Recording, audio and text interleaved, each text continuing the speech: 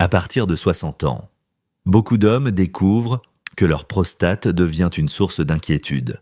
Les levées nocturnes trop fréquents, la crainte d'un diagnostic grave et surtout la peur du cancer alimentent les questions. Certains entendent dire qu'un geste intime, pratiqué depuis toujours, pourrait en réalité réduire le risque. La masturbation, longtemps considérée comme tabou, pourrait-elle vraiment protéger la prostate ?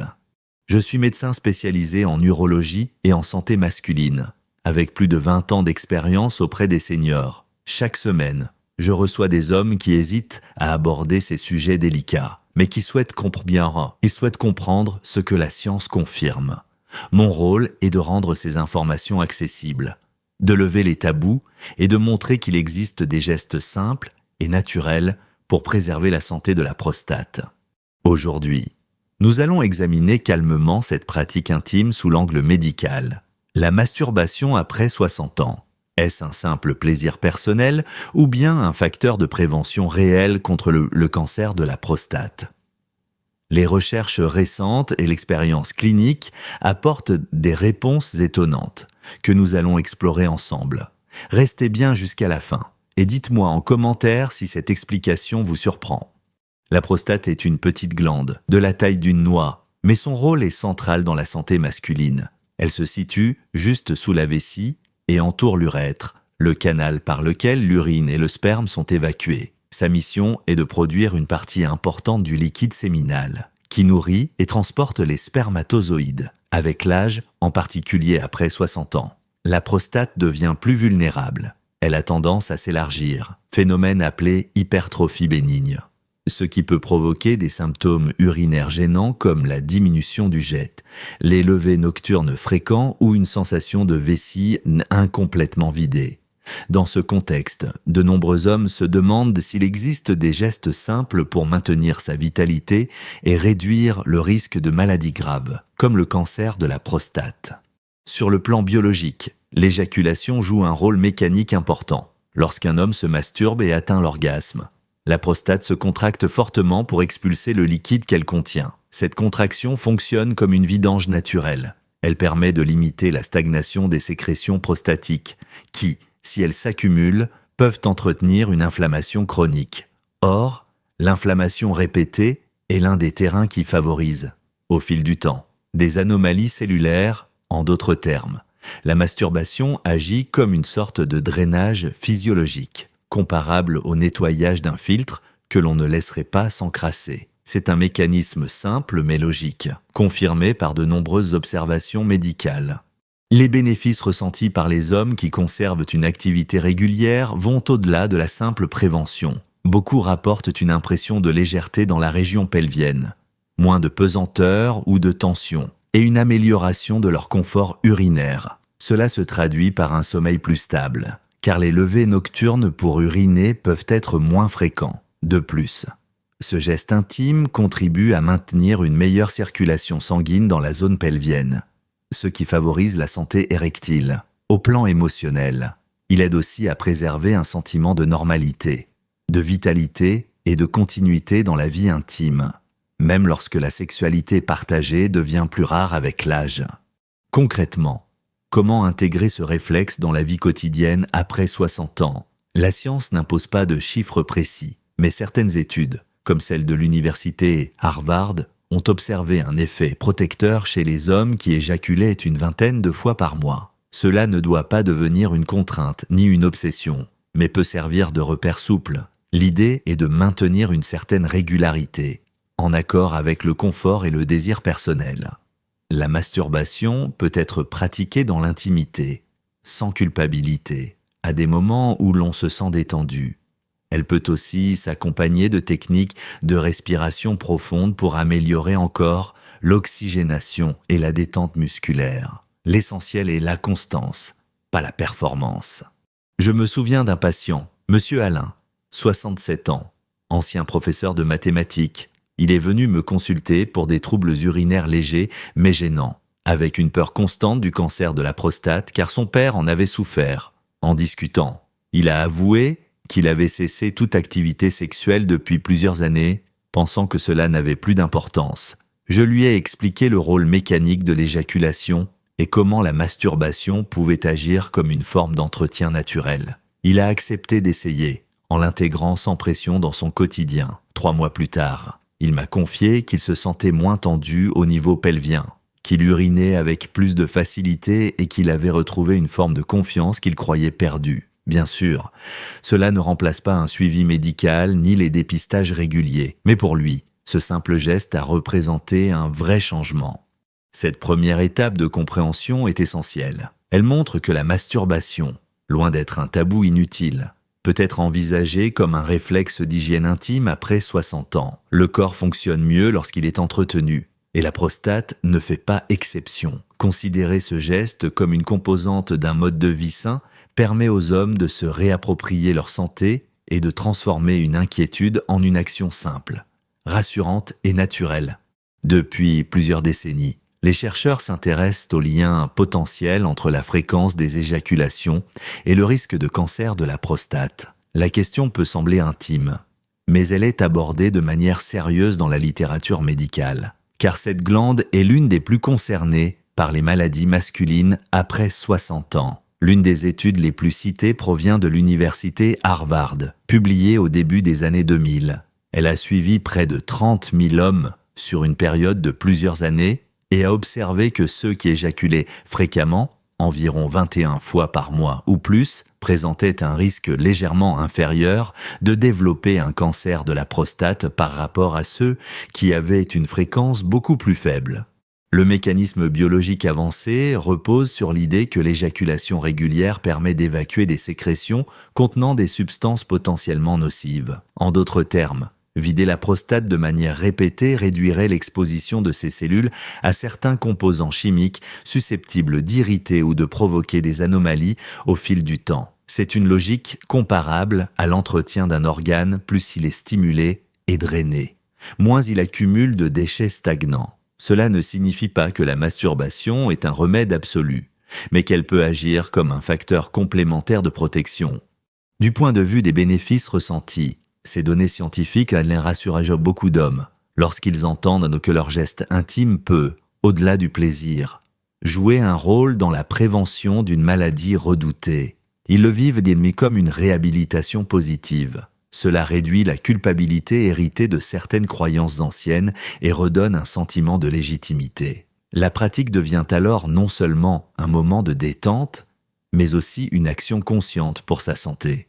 Ce soulagement psychologique a des effets réels sur la qualité de vie, diminution du stress, meilleure confiance en soi et, parfois, amélioration indirecte de la vitalité sexuelle. Mais il faut être précis, aucune étude n'a jamais conclu que la masturbation seule pouvait empêcher le cancer de la prostate. Le risque reste multifactoriel. L'âge, la génétique, l'alimentation, l'activité physique et l'environnement hormonal jouent tous un rôle. Par conséquent, il est plus juste de considérer la masturbation comme un élément d'une stratégie de prévention globale. Dans mes consultations, je le présente comme un complément, au même titre qu'une alimentation équilibrée ou qu'un exercice modéré et régulier. C'est la cohérence d'ensemble qui compte. Sur le plan pratique, il n'existe pas de nombre idéal fixé par la science. Les chercheurs parlent d'associations statistiques, pas de prescription. Un rythme d'une 20aine d'éjaculations par mois a été associé à un effet protecteur, mais chaque homme doit trouver la fréquence qui lui convient. Le plus important est de conserver une régularité, sans en faire une obligation. Cela peut inclure la masturbation, mais aussi les rapports sexuels partagés, si le couple le souhaite. Ce qui importe, c'est que la prostate soit régulièrement sollicitée pour fonctionner de façon fluide. Je pense à Monsieur Bernard, 70 ans, venu me consulter après avoir lu un article sur cette étude de Harvard, très anxieux à cause de l'historique familial de cancer de la prostate. Il voulait savoir s'il devait se masturber chaque jour comme une sorte de traitement. Je lui ai expliqué que la recherche ne donne pas d'ordre aussi rigide, mais qu'une activité régulière, associée à une alimentation riche en fibres, à une limitation des graisses animales et à un suivi médical annuel, offrait une protection beaucoup plus fiable. 3 ans plus tard, il continue à appliquer ses conseils de façon équilibrée. Ses bilans restent normaux et il témoigne d'un sentiment de maîtrise et de confiance retrouvée. Ainsi, La science ne présente pas la masturbation comme une solution magique, mais comme une composante plausible d'une prévention intégrée. L'important est d'aborder ce sujet sans tabou, avec une compréhension lucide des bénéfices potentiels, mais aussi des limites. Pour un homme, après 60 ans, savoir que son corps reste capable de gestes utiles à sa santé est déjà en soi une source d'encouragement et de vitalité. Lorsque l'on parle de masturbation après 60 ans, la plupart des hommes pensent immédiatement au lien possible avec le cancer de la prostate. Mais ce geste intime possède en réalité d'autres bénéfices tout aussi précieux, qui concernent la circulation, le sommeil, le stress et même l'image de soi. Comprendre ces dimensions plus larges permet de ne pas réduire la pratique à une simple question de prévention médicale, mais de la voir comme un élément global d'hygiène de vie.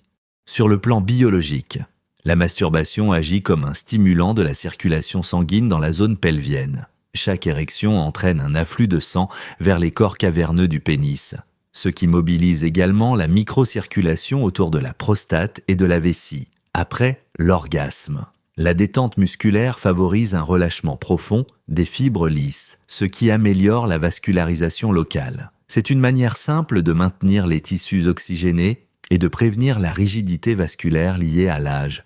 En parallèle, ce processus active la libération d'endorphines, des hormones naturelles du bien-être, qui réduisent la perception du stress et améliorent l'équilibre émotionnel. Les bénéfices ressentis sont concrets. Beaucoup d'hommes rapportent un sommeil plus profond et plus réparateur après s'être masturbés, en particulier le soir. Cela s'explique par la sécrétion de prolactine et d'ocytocine après l'orgasme, deux hormones qui favorisent la relaxation et la somnolence. Pour un senior qui se réveille plusieurs fois par nuit à cause d'une vessie irritable ou d'angoisse nocturne, cette détente peut représenter une amélioration notable. D'autres hommes décrivent aussi une diminution de leur tension musculaire, notamment dans le bas du dos et le bassin, zone souvent douloureuse après 60 ans. Mais les effets dépassent à la biologie. Sur le plan psychologique, maintenir une activité sexuelle, même solitaire, aide à conserver une image positive de son corps. Beaucoup d'hommes âgés associent la baisse de désir ou la perte de fonction érectile à un déclin irréversible de leur virilité. Or, la masturbation leur rappelle qu'ils restent capables de désir, de plaisir et de connexion avec leur corps. Cette continuité intime devient une source de confiance et de dignité. Elle peut même renforcer la communication avec le partenaire, lorsqu'il existe, en évitant que le silence ou la honte n'installent une distance émotionnelle. Concrètement, il n'existe pas de mode d'emploi universel. La masturbation peut être pratiquée quand l'homme se sent détendu, sans chercher la performance ni la fréquence imposée. Pour certains, cela sera 1 à 2 fois par semaine. Pour d'autres, davantage. Le plus important est que le geste reste associé à une sensation de bien-être et de confort, et non à la culpabilité. Certains seniors choisissent de l'intégrer à une routine du soir, comme un rituel de détente, en l'associant à une respiration lente et profonde. D'autres préfèrent le matin, pour démarrer la journée avec une énergie plus légère. Je pense à Monsieur Jacques, 72 ans, retraité actif qui souffrait d'insomnie chronique. Après plusieurs consultations, nous avons abordé son intimité. Il m'a confié qu'il n'avait plus aucune activité sexuelle depuis des années, convaincu que cela n'avait plus de sens à son âge. Je lui ai expliqué les effets hormonaux de l'orgasme sur le sommeil et la relaxation. Il a accepté d'expérimenter, en intégrant la masturbation dans sa routine du soir. 2 mois plus tard, il est revenu avec un sourire, ses nuits étaient devenues plus longues, plus paisibles, et il ressentait une énergie nouvelle au réveil. Ce simple changement avait eu un impact qu'aucun somnifère n'avait pu lui apporter. En réalité, la masturbation après 60 ans n'est pas seulement une question de prévention du cancer. C'est aussi un outil naturel pour gérer le stress, améliorer la qualité du sommeil, préserver la circulation et soutenir la confiance en soi. Lorsqu'elle est pratiquée sans culpabilité, elle devient un allié discret mais puissant du bien-être quotidien. Après 60 ans, la masturbation peut être un allié de santé, mais elle ne doit pas être perçue comme une solution unique ni pratiquée de manière compulsive. L'essentiel est de l'intégrer avec équilibre, en la considérant comme une composante d'un mode de vie global. Aux côtés de l'alimentation, de l'activité physique et du suivi médical. C'est cette approche cohérente qui permet de réellement protéger la prostate et de préserver la vitalité masculine. Sur le plan biologique, la régularité prime sur l'excès. Des contractions prostatiques fréquentes, obtenues par l'éjaculation, favorisent le drainage et réduisent la stagnation des sécrétions. Mais au-delà d'un certain seuil, le corps n'en tire pas davantage de bénéfices. Le but n'est pas la performance, mais le maintien d'une activité naturelle et plaisante. La masturbation devient ainsi un réflexe d'entretien, comme la marche quotidienne ou la consommation de légumes frais. Elle stimule la circulation, détend l'esprit, mais doit rester en harmonie avec l'état général du corps. Les bénéfices se ressentent surtout lorsqu'elle s'inscrit dans une hygiène de vie plus large. Une alimentation riche en fibres, en antioxydants et en acides gras essentiels renforce la santé prostatique. Les légumes verts, les tomates riches en lycopène. Les noix et le poisson apportent des nutriments qui réduisent l'inflammation et protègent les cellules. L'activité physique régulière, marche, natation, vélo doux, contribuent à maintenir une bonne circulation pelvienne et à réduire les facteurs de risque cardiovasculaires, étroitement liés à la santé sexuelle. Dans ce contexte, la masturbation devient un complément naturel, au même titre qu'un repas équilibré ou qu'une séance d'exercice. Concrètement, comment l'intégrer sainement? L'idéal est de conserver un rythme régulier sans chercher la contrainte.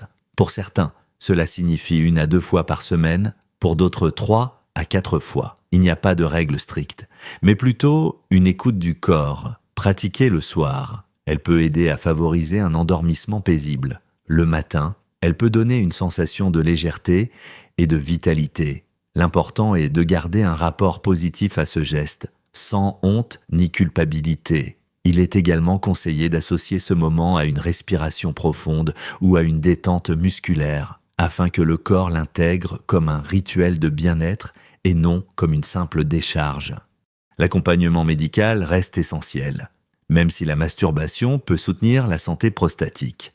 Elle ne remplace pas les dépistages. Après 60 ans, un suivi annuel avec dosage du PSA antigène spécifique de la prostate et un examen clinique sont recommandés. Cela permet de détecter précocement toute anomalie et de réagir rapidement. Dans mes consultations, j'encourage toujours mes patients à parler ouvertement de leur vie intime. Non pour juger, mais pour ajuster les conseils à leur rythme de vie, à leurs antécédents et à leurs besoins psychologiques. Je pense à Monsieur Philippe, 74 ans, qui avait adopté une vision très stricte, se masturber chaque jour pour se protéger du cancer. Rapidement, cela s'est transformé en contrainte, presque en angoisse, et il n'y trouvait plus aucun plaisir. Nous avons réajusté ensemble sa routine, il a réduit la fréquence, intégré plus de marches et de légumes dans son alimentation, et repris ses bilans médicaux annuels. Quelques mois plus tard, il est revenu apaisé, expliquant que la pratique était redevenue une source de détente et de bien-être, au lieu d'un devoir oppressant. Ce témoignage illustre parfaitement la nécessité d'un équilibre. En résumé, la masturbation après 60 ans doit être envisagée comme un geste naturel, bénéfique, mais toujours associé à d'autres piliers de santé. Un corps bien nourri, en mouvement et suivi médicalement répondent beaucoup mieux à ces stimulations. Loin d'être un tabou, ce réflexe peut devenir une habitude de longévité, à condition de rester simple, mesuré et vécu dans la sérénité. Messieurs, ce que nous avons exploré ensemble aujourd'hui montre que la masturbation après 60 ans n'est ni un tabou, ni un remède miracle. C'est un geste naturel qui, intégré avec équilibre, peut soutenir la santé de la prostate, améliorer la circulation, réduire le stress et même redonner confiance en soi. La véritable prévention repose sur une combinaison, une alimentation protectrice, une activité physique régulière, un suivi médical attentif et une intimité vécue sans honte, en adoptant ces habitudes simples. Vous reprenez le contrôle de votre corps et de votre vitalité, en transformant l'inquiétude en une action concrète et positive. Vous n'êtes pas condamné à subir passivement l'âge. Vous pouvez rester acteur de votre santé intime. Je vous invite à considérer ces conseils comme une invitation à prendre soin de vous avec bienveillance. Si vous avez déjà une expérience ou une routine personnelle, partagez-la en commentaire. Vos témoignages aideront d'autres hommes saoudis à se sentir moins seuls face à ces questions intimes. Ensemble, Nous pouvons briser les tabous, échanger et construire une communauté où chaque senior retrouve la certitude qu'il garde sa valeur, sa force et sa dignité à tout âge. Prenez le temps d'écouter votre corps, de lui offrir ces gestes simples et de cultiver la confiance. Votre santé intime mérite cette attention, car elle reste une clé de votre équilibre et de votre qualité de vie.